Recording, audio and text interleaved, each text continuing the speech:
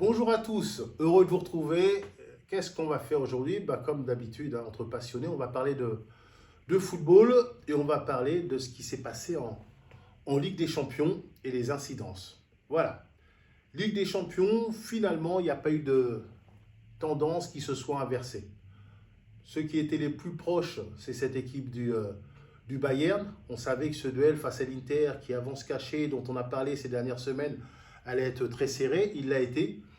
Mais voilà, cette équipe s'est heurtée à la force défensive de l'Inter.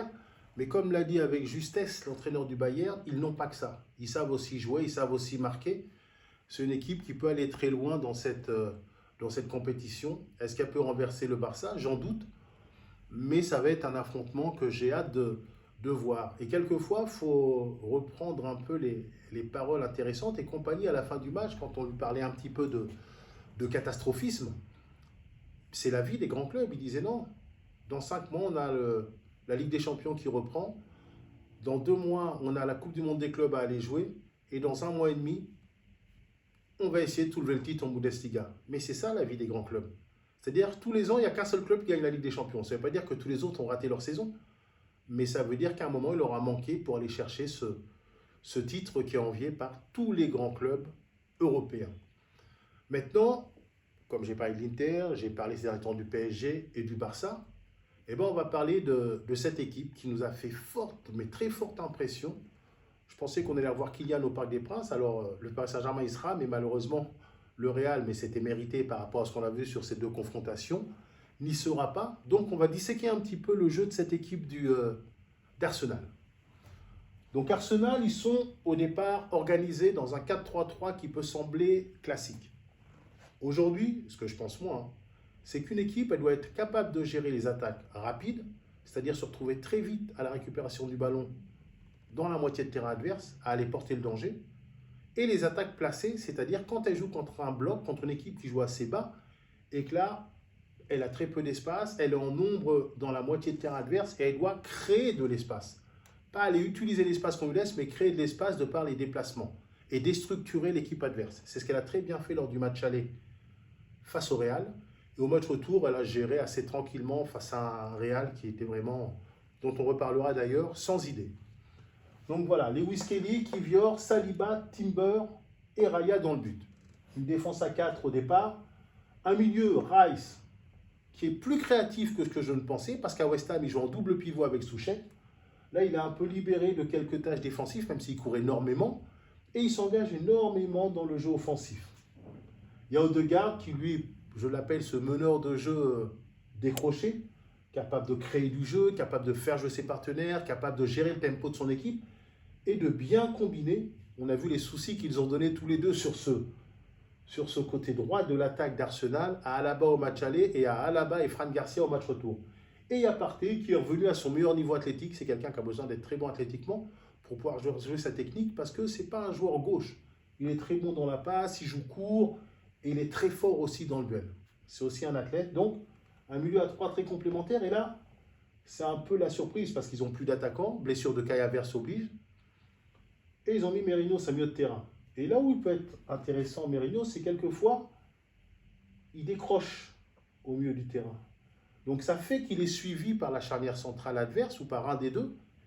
Et ça libère un espace pour Saka qui peut s'engager ou pour Martinelli qui peut s'engager. On l'a vu sur le premier but de Saka, qui de son côté gauche, son côté droit, est venu dans l'axe pour demander ce ballon. Donc, c'est là aussi la leçon, mais on en parlait la semaine dernière, qu'on doit tirer de tous ces matchs, c'est que ils ont un vrai projet collectif et les individualités se mettent au service du collectif. Et le collectif est là pour rendre les joueurs individuellement meilleurs avec chacun leur propre qualité.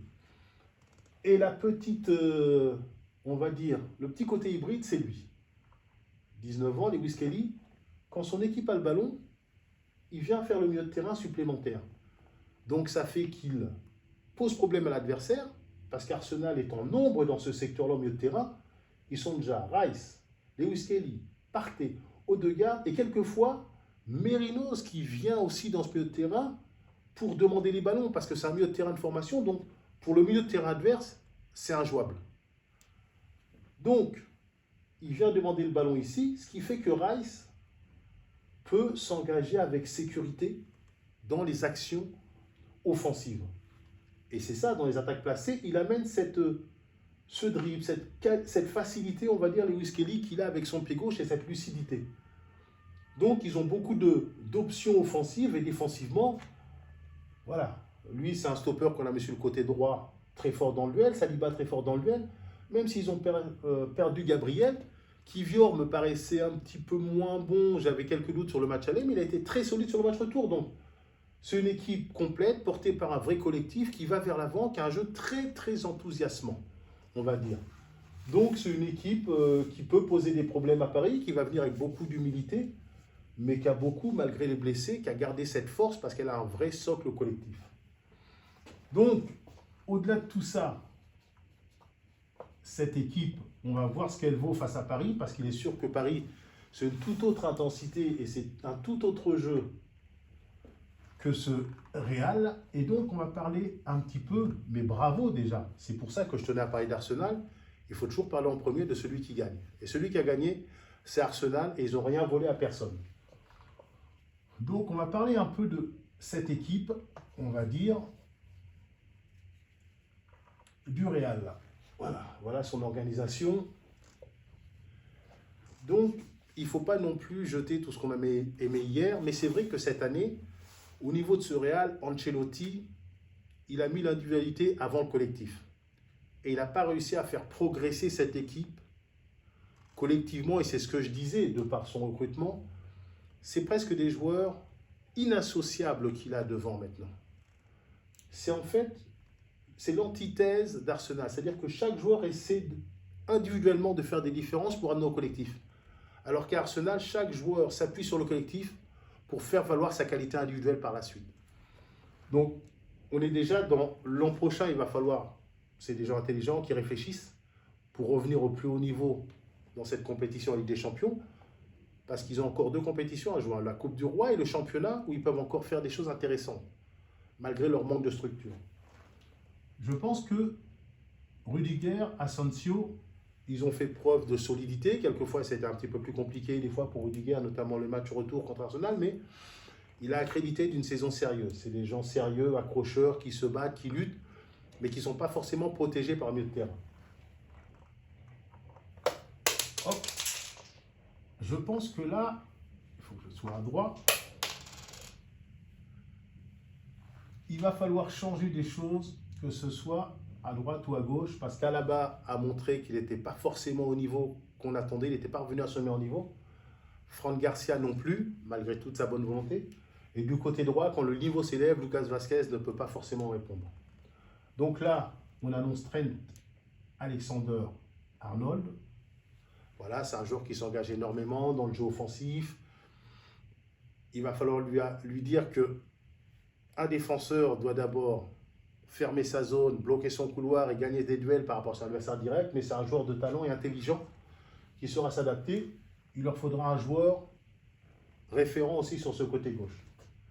Le milieu de terrain, c'est assez surprenant parce que Valverde, pour moi, je l'appelais l'homme à tout bien faire, mais il était très bon quand Kroos et Modric étaient à leur prime, et lui était le troisième, et il s'engageait vers l'avant, il faisait des différences, il frappait au but. Alors, je pensais qu'il allait prendre les rênes, qu'il allait prendre le lead cette année, et au contraire, j'ai trouvé qu'il était totalement éteint cette année. Une saison assez terne, une saison où il n'a pas pris le lead au milieu de terrain, où ça a manqué de créativité, mais bon, il sera là parce que c'est un homme de talent. Tchouaméni aussi, je pense, hein. Et Bellingham. Le souci de Bellingham, c'est que l'an dernier, Ancelotti lui a inventé un poste et ça lui a réussi parce qu'il a marqué énormément de buts. Mais à la base, Bellingham, soit il joue dans un double pivot défensif, soit il joue dans un milieu à 3, là où il doit travailler avec ses coéquipiers. Et je pense que alternativement, ces deux joueurs-là doivent prendre le jeu à leur compte. Donc dans ce secteur-là, là j'ai parlé d'Alaba, là je ne sais pas, mais je pense qu'ils se renforceront. Un joueur en plus, comme Florian Wirtz, il ferait du bien. Il joue à Leverkusen, très bon avec le ballon, capable d'avaler des kilomètres, capable de faire jouer ses partenaires, d'être créateur, buteur. Parce que malgré tout, comme Bellingham était très haut, à la première passe, dans la construction, il en a manqué un peu dans la créativité du côté du Real parce que Bellingham, c'était mieux en avançant. Devant, je pense qu'il ne se discute pas. Dans l'esprit d'Ancelotti, je ne sais pas si ce sera lui à la tête du projet la saison prochaine, Mbappé sera le leader. Est-ce que Mbappé sera utilisé là? Après, le souci, c'est est-ce que Vinicius et Mbappé peuvent jouer ensemble, peuvent combiner ensemble et être un plus pour l'équipe? Individuellement, c'est des très grands joueurs, Vinicius et Mbappé. Mais est-ce qu'ensemble, c'est un plus ou c'est un souci pour leur équipe? Je pense qu'il faudra trancher. Cette année, Ancelotti n'a pas voulu trancher. Il n'a pas forcément voulu voir. Il a espéré, mais finalement, il lui reste encore 2 compétitions sur cette saison, le titre et la Coupe du Roi. Donc ça peut encore passer et cette saison peut être un petit peu moins terne. De l'autre côté, il y a Rodrigo. Ce qui est sûr, alors je vais peut-être sortir des noms, mais ce n'est que moi ma réflexion, il faudra un avant-centre type Rossellou ici la saison prochaine. Alors pourquoi pas Mateta, qui fait une très bonne saison. Mateta, c'est pas très bien écrit, le T, ouais, Mateta, ou Ekitike, peut-être des avant-centres un peu comme Rossellou, très grand, capable de garder le ballon au dos au but, capable dans des fins de match d'amener cette présence athlétique. On était obligé de faire jouer Rudiger en tant qu'avant-centre pour mettre un peu de poids dans les 18 mètres adverses. Donc peut-être ce jour-là, et je pense dans la réflexion, 1, 2, 3 avec Bellingham 4. L'an prochain, un des 4 partira, sans doute, parce que lassé. Et je ne sais pas s'ils seront tous associés dans le prochain projet, mais ça, ce sera le problème de l'entraîneur. Après, il y a les jeunes joueurs. Et là, j'ai un peu de soucis, parce que quand on est jeune, comme Güler, comme Hendrix, comme Brahim Diaz, il faut renverser la table, il faut en faire plus que ce qu'ils n'ont fait pour bousculer la hiérarchie. Ce sont des bons joueurs, mais quand ils sont rentrés, par contre, à part Hendrick, ils ont tous été peut-être un petit peu timides, un petit peu inhibés. Et c'est pas facile de se mettre à la hauteur quand on a très peu de temps de jeu. Mais je pense qu'ils n'en ont pas montré assez pour être des titulaires à part entière dans le prochain projet. Mais ce sont des bons joueurs. Donc là aussi, est-ce que ça va changer? Est-ce que ces jeunes joueurs vont demander à partir? Est-ce qu'on va leur promettre un peu plus de temps de jeu dans un nouveau projet? Ce serait une réflexion globale à mener du côté du Real, mais il est sûr qu'aujourd'hui, ils vont repartir sur une autre réflexion. Mais c'est ce que l'on disait, c'est qu'il faut mettre le collectif avant les individualités. Quelle que soit la qualité des individualités, c'est le collectif qu'on doit mettre en avant qui va rendre ces joueurs-là meilleurs, et ce sera la leçon du Real. Mais j'ai hâte de voir ce Real prochaine version pour la saison prochaine.